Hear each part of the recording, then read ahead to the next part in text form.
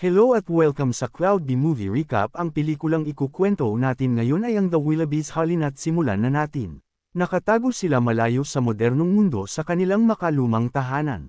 Ang kanilang pamana ng tradisyon, pagkamalikhain at katapangan ay bumaba mula sa henerasyon hanggang sa kasalukuyang henerasyon. Mahal ng mag-asawa na ito ang bawat isa, at galit sila sa presensya ng iba kahit pa na sarili nilang mga anak. Pagkatapos ng ilang buwan ng kanilang kasal, ipinanganak si Tim sa mundong ito. Siya ang pinakamalas na anak na nagkaroon ng mga magulang na walang natitirang pagmamahal sa kanya. Ang kawawang Tim ay nagkaroon din ng mga kapatid na kailangan alagaan. Iyon ang kanyang nakababatang kapatid na si Jane na mahilig kumanta at ang kambal na kapatid ay parehong pinangalan ng Barnaby. Ang kambal ay maaaring mukhang kakaiba ngunit sila ay ganap na mga henyo at mahilig mag-imbento ng mga bagay. Halos hindi nila nararamdaman ang malungkot na buhay sa pagpapabaya ng kanilang magulang kapag sila ay magkakasama. Hindi nila pinapapasok ang mga bata sa paaralan o hinahayaan silang sundin ang kanilang hilig. Hindi nila binibigyan ng mga bata ng mga pangunahing pangangailangan tulad ng sapat na pagkain o damit. Ang kawawang Barnaby twins ay nagsalitan sa pagsusuot ng sweater kapag nilalamig sila. Ang mga batang Willoughby ay nagugutom gabi-gabi habang naghihintay ng mga natirang pagkain. Nakiusap ang magkapatid kay Tim na gumawa ng isang bagay tungkol sa hapunan. Ang kawawang si Tim ay humingi ng pagkain sa kanyang makasariling mga magulang ngunit wala silang pakialam. Habang pinapagalitan nila si Tim, ninakaw ni Jane ang meatloaf. Sinisi ng mga magulang si Tim para dito at inilagay siya sa madilim na coal bin. Maraming beses na siyang nakapunta doon, dahil hiningi niya ang mga pangunahing pangangailangan sa buhay. Nakaupo lang si Tim sa isang tumpok ng karbon at nagbabasa ng album ng pamilya. Nais niyang ang kanyang mga magulang ay tulad ng mga lumang Willoughbys na mahusay na mga siyentipiko at pilosopo at higit sa lahat, sila ay kumakain kasama ang kanilang pamilya. Sa kasamaang palad, ang buhay ni Willoughbys ay malapit ng lumala. Isang estranghero ang nag-iwan ng kahina-hinalang kahon sa kanilang pintuan. Ang kambal na Barnaby at Jane ay lumabas upang makita kung ano ang nasa loob ng kahon. Naniniwala si Jane na maaaring ito ay isang maliit na hayop tulad ng nakasulat sa mga libro ng pantasya ngunit ito ay mas may malaking problema kaysa doon. Naririnig ni Tim ang hiyawan ng kanyang mga kapatid. Mabilis siyang lumabas ng chimney at umakyat sa library, may mabilis na gumagapang sa mga libro at sinusubukan ni Jane na hulihin ito. Nang mahuli niya ito isang sanggol na babae pala ito, kinamumuhian ng kanilang mga magulang ang mga bata at parurusahan nila ang Willoughby sa pagdadala ng isa pa. Binalaan ni Tim si Jane na alisin ang sanggol sa lalong madaling panahon ngunit ayaw niya. Habang nag-aaway sila, nakalusot ang sanggol sa koridor.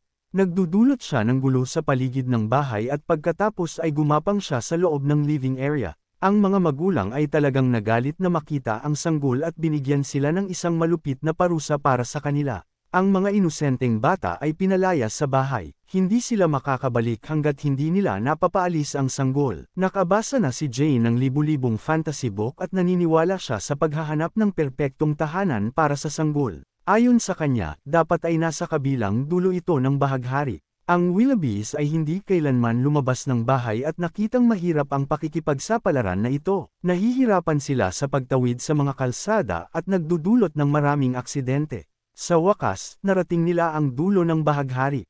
Actually, makulay na usok na lumalabas sa pabrika ng candy.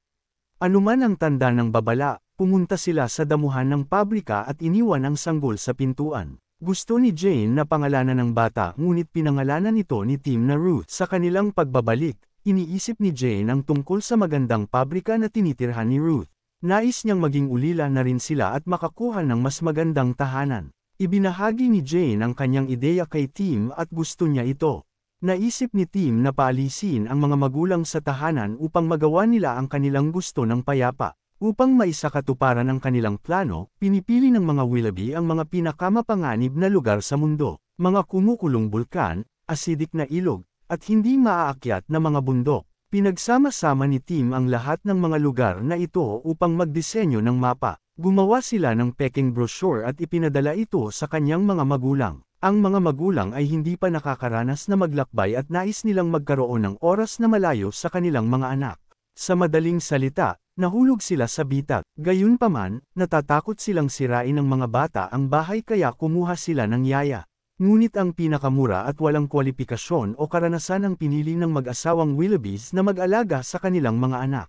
Hindi makapaniwala ang magkakapatid na Willoughbys na nagtagumpay sila sa kanilang plano. Ngayon ay sila ay mga ulila na at may malayang kalooban na gawin ang anumang bagay sa kanilang tahanan habang wala ang kanilang mga magulang. Sila'y tumatakbo sa buong paligid ng tahanan at makakakuha din sila ng pagkakataon na makahiga sa kama sa kauna-unahang pagkakataon sa kanilang buhay. Nang matapos sa pagsasaya ang magkakapatid, sila ay nakaramdam ng gutom.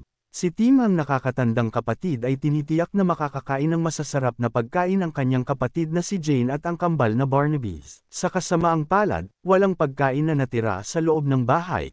Inilagay ni Tim ang malaking lobster sa lamesa at nang makita ito ni Jane agad niyang napansin na ang lobster ay hindi totoong pagkain at ito ay ang disenyo lamang na nakasabit sa kanilang dingding. Tinanggihan ng kambal at ni Jane ang pagkain na inihain ni Tim at nagdesisyon na maghahanap na lamang sila ng kanilang pagkain. Binalaan ni Tim ang mga kapatid na mapanganib sa labas ng bahay at pinipigilan niya itong umalis.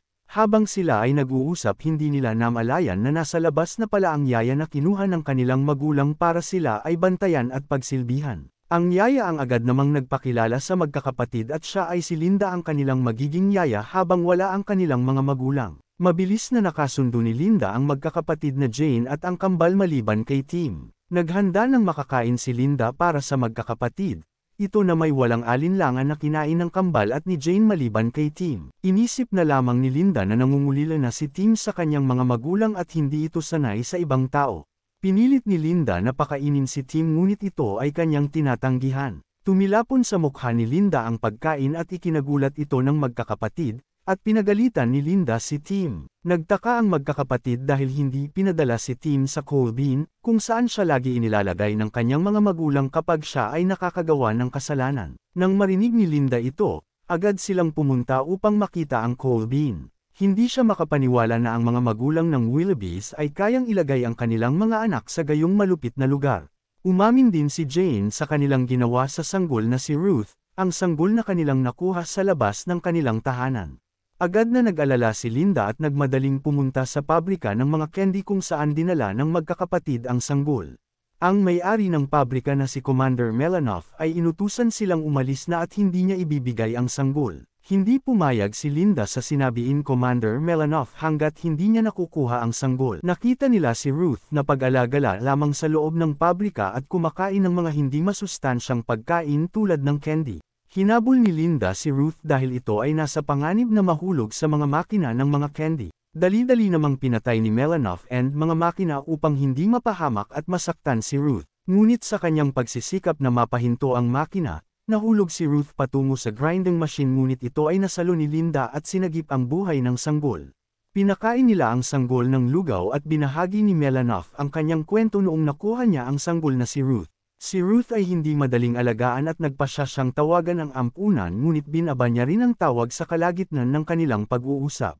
Nakuha na ang kanyang loob ng batang si Ruth at gusto na niya itong makasama habang buhay.